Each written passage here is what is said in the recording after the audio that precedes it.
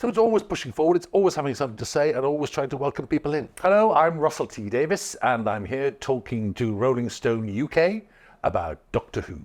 Doctor Who is one of the very first science fiction franchises before Star Trek, before Star Wars, before all those behemoths. It was there.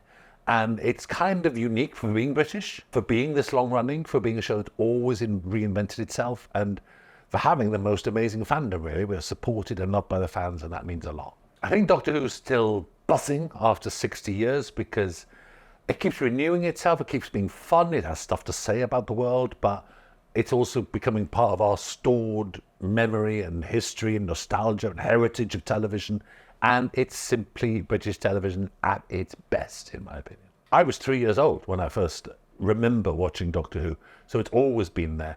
As I grew up, it spoke to me. To be honest, I think it spoke to me as a gay man, because here was an individual kind of free of romances with his beautiful companions and free from authority and family and discipline and all the strictures of everyday life. He was a great escape artist, and I think when you're young and gay, that's immensely attractive.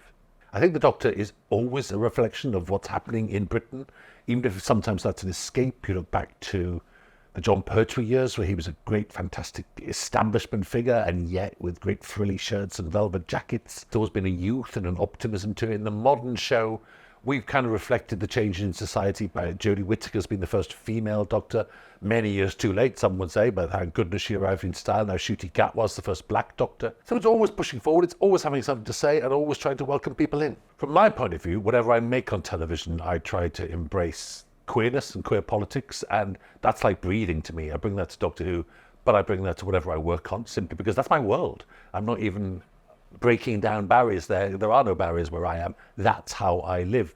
So to open a door and to show new viewers the talent of Yasmin Finney and equally Miriam Margolyes, two people at opposite ends of the age range, and to welcome in all sorts of new talent like that, Jinx Monsoon as a guest star, just makes the whole world of Doctor Who wider and richer and deeper and better. It's funny, a lot of people talk about me coming back to Doctor Who. I think I'm going forward with Doctor Who. It's like I'm a busy man. I wouldn't go back to anything. I had a great time before, but I was determined to do new and bigger and better things this time. And we have.